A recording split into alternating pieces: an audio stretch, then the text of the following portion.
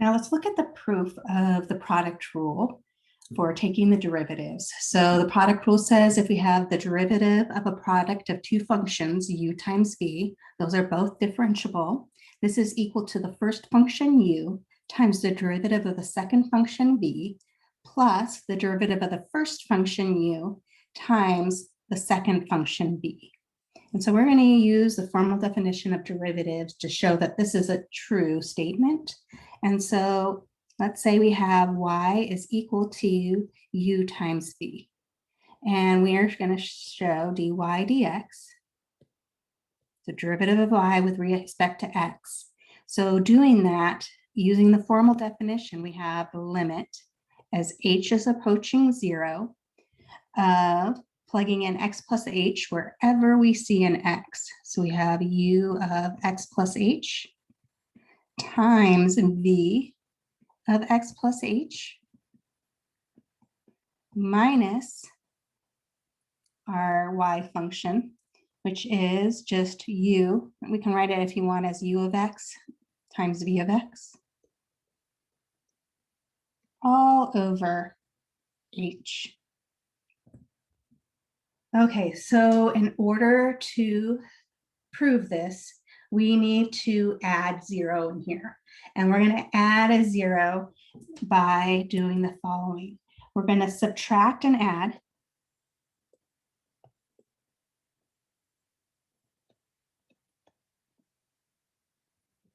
u of x plus h times v of x. Okay, so one way that sometimes we manipulate things to make things fall out like we want it is adding 0. And that's what we're doing, but it's a fancy way of adding 0, just like sometimes we multiply by that fancy one to manipulate things. And so let's do that. And we're going to do this in our numerator.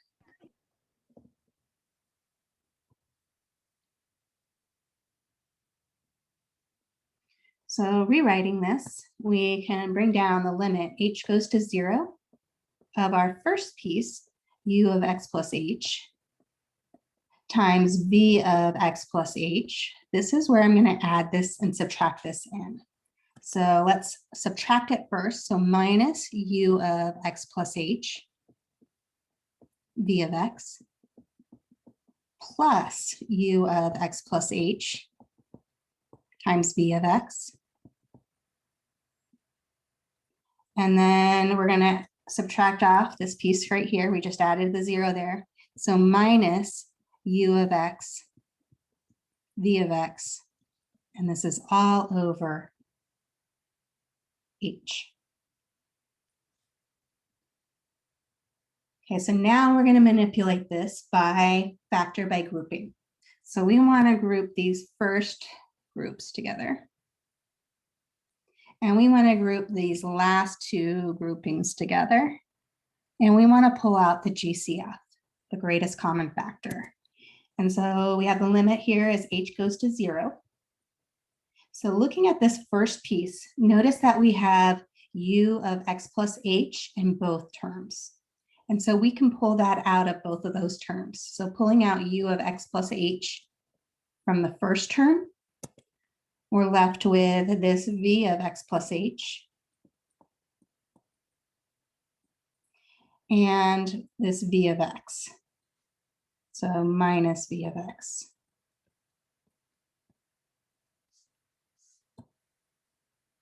Now look at the second grouping and let's look at what they have in common here. If we look at what they have in common here, notice they both have a v of x in common.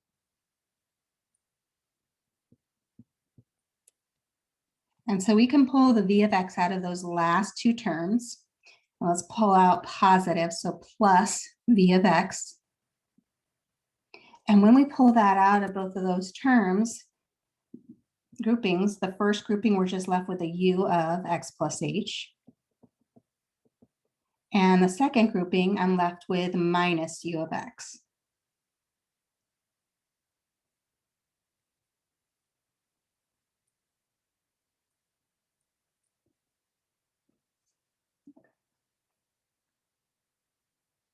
So let's break this down a little bit. So we're going to rewrite this. Let's rewrite it as two separate fractions. So if I do that, I have the limit as h goes to 0 of this first piece, u of x plus h, all times v of x plus h minus v of x, all over h, plus, so we can break this down if we want. I'm going to have to anyways. So if you want to, let's rewrite this as two separate limits. Plus the limit is h goes to 0 of this second grouping. So we have this v of x all times u of x plus h minus u of x all over h. So those are just common denominators. If we added, we would just add our numerators together and our denominator would be the same. So those are equivalent to what we just wrote. Now what you need to notice is this v of x plus h minus v of x all over h. Looking at the limit of that, you should know what that looks like. And looking at the limit of this piece here, this u of x plus h minus u of x all over h. So by limit properties, I can break this down as a limit of the first. So the limit as h goes to 0 of the first, u of x plus h, times the limit of the second, limit as h goes to 0 of this v of x plus h minus v of x all over h, plus the limit of the first, limit as h goes to 0 of v of x, times the limit of the second piece, h goes to 0 of u of x plus h minus u of x all over h. We're almost there.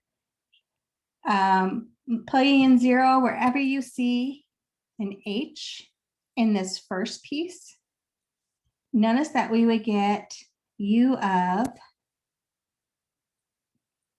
x plus 0, which is just u of x,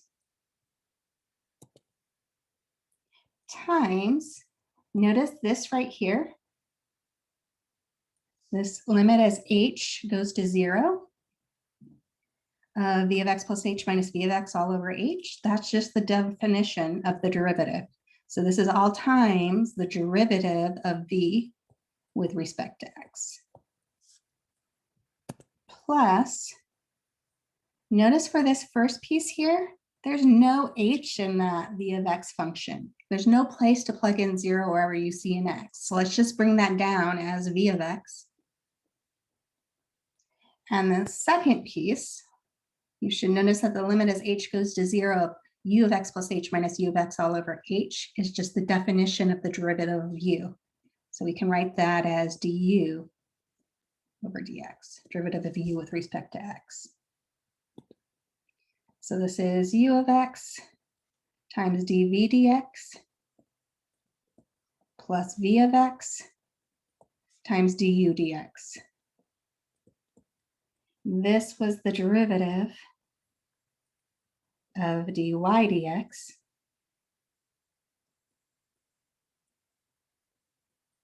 which really was the derivative d dx, another way to say this, of the function of u times v, the product rule. So we got the product rule back, which we were trying to show. So we finished our proof.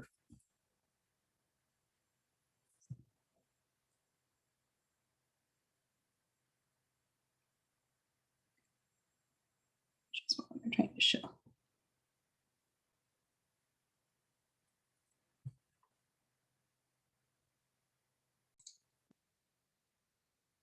Okay, so let's look at another example.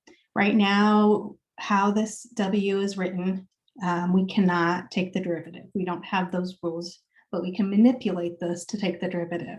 And we're given that our function w in terms of z is equal to the product of, in the numerator, 1 plus 3z, and that is all over in the denominator, which is 3z. That quantity is times the quantity 3 minus z. And so there's different notation of asking us to find the derivative. And so here we have listed, we can think of it as y prime of z, derivative of z, dw dz, derivative of w with respect to z, or d dz, derivative with respect to z, and then it's given that function. So let's go through, but before again that we can take this derivative, we have to rewrite it. Notice that first piece, that 1 plus 3z all over 3z, that's a quotient. I haven't given you the quotient rule, but it's in a way that we can rewrite it. So let's rewrite that as two separate fractions. So we're going to rewrite w. This is equal to, that first piece I'm going to rewrite as 1 over 3z plus second piece would be 3z over 3z. So just rewriting that first piece as two separate fractions, that's equivalent statement, times the second function 3 minus z. So this is still not in the form that we know how to take the derivative. And so again, we need to manipulate this. And we're going to be using this rule a lot when we're manipulating things, functions, in order to take the derivative. If we have a variable in the denominator, we can rewrite it by moving it up into the numerator. So recall, we're going to use a lot of rules of exponents. So this is something that you might want to go over and review. But if you have something like 1 over b raised to the nth power, we can rewrite this as bringing this b over n into the numerator as b raised to the negative n power. So sometimes it's helpful to go backwards. B to the negative n is 1 over b to the n, but right now it's helpful that we rewrite this. So notice that 1 over 3z, this z is really the only thing I want to bring up. I don't care about that 3 there. It doesn't have an exponent, so that exponent I know is 1. So I can rewrite this as 1/3. And let's bring that z up into the numerator, and that would give me, I can write that as z to the negative 1 power. I can rewrite that as z to the negative 1 over 3, same thing as 1/3 times z to the negative 1. So think of 1/3 as that coefficient in front.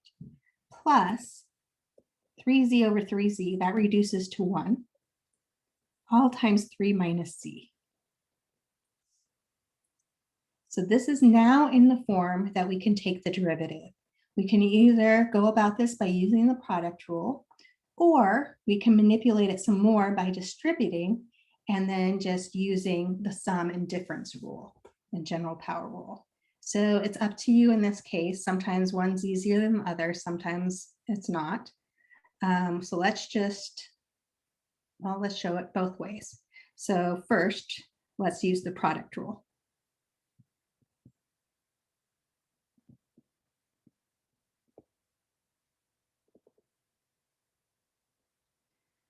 To find dw dz.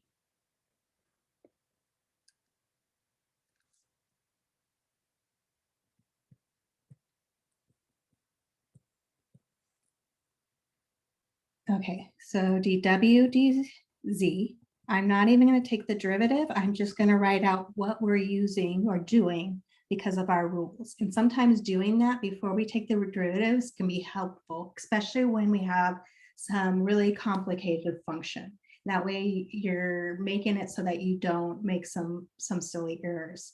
So this rule, the product rule, says, I usually say take the derivative of the first. So we're going to look at d dz of this first function, which in this case is 1/3 z to the negative 1 plus 1 times the second function. Our second function in this case was this 3 minus z.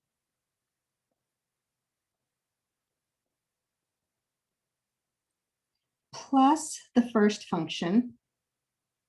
So our first function was 1/3 z to the -1 plus 1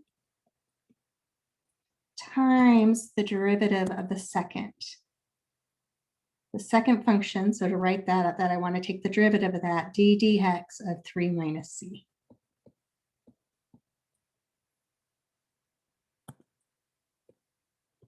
Okay, so let's go through and actually take the derivative of the pieces that we want.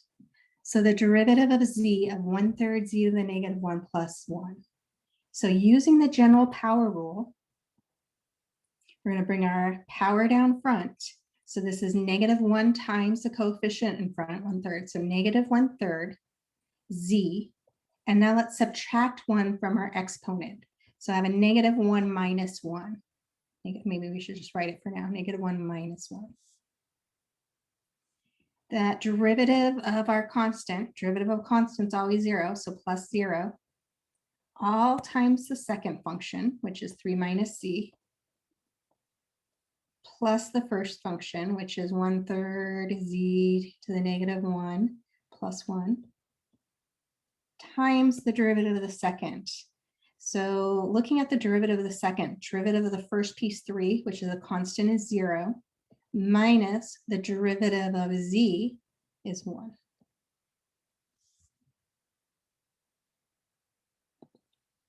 So dw dz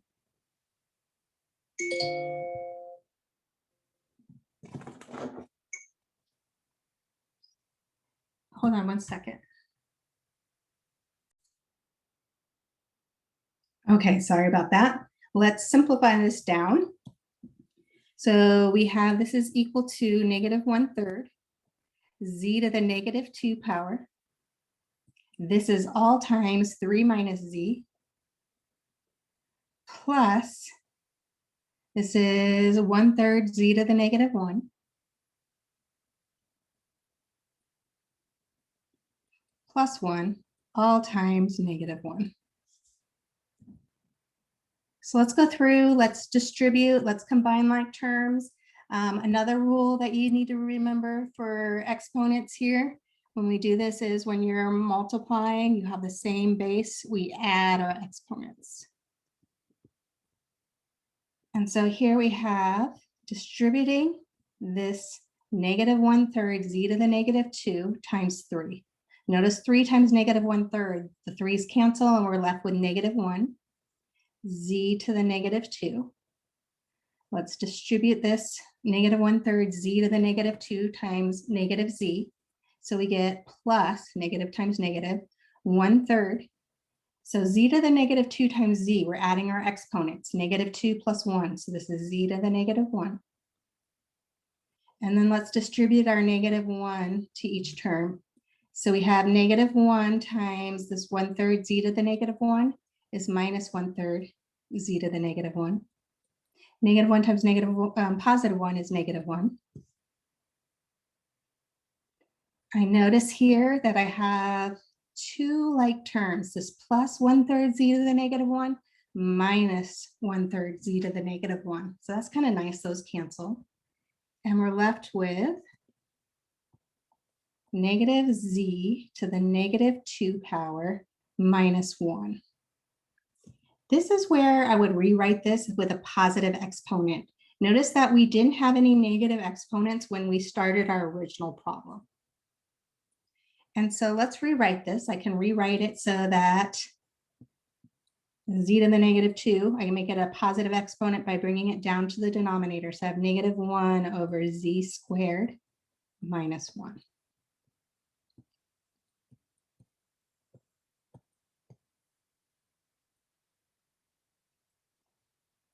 So that was using the product rule, but maybe you decided I don't want to use the product rule. I want to first distribute here before we take the derivative. So let's look at that really quickly. And so let me just bring it down.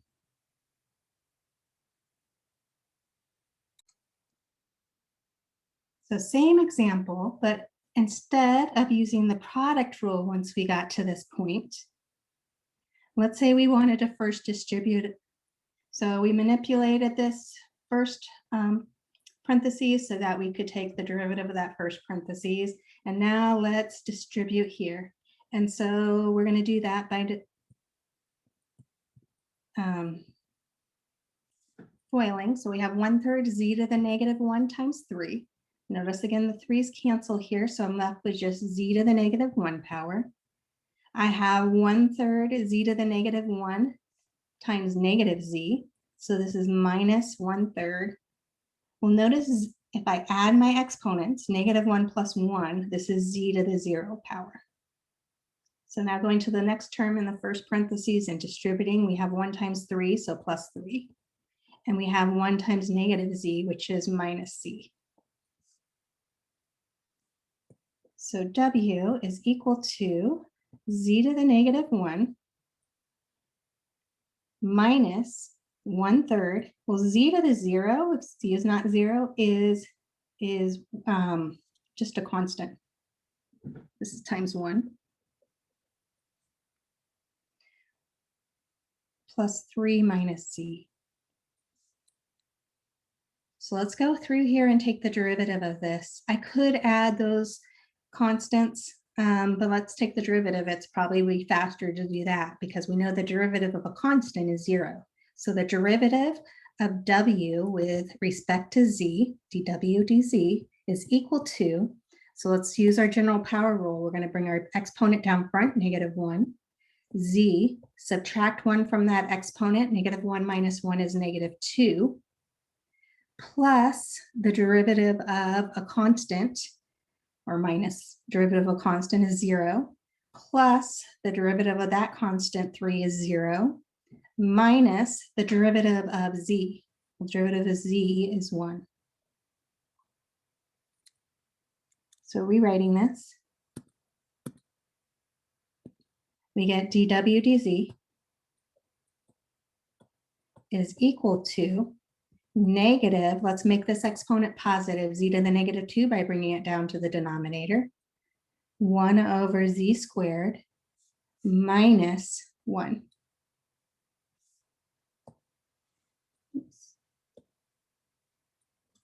Which, notice, is the same thing we got over here. So again, there's a lot of different ways that you can approach these problems and get the same result. It's up to you, unless it tells you which way to do it and how you want to approach it. Other way that we could have done this was the product rule and the quotient rule, which would have been pretty ugly and messy.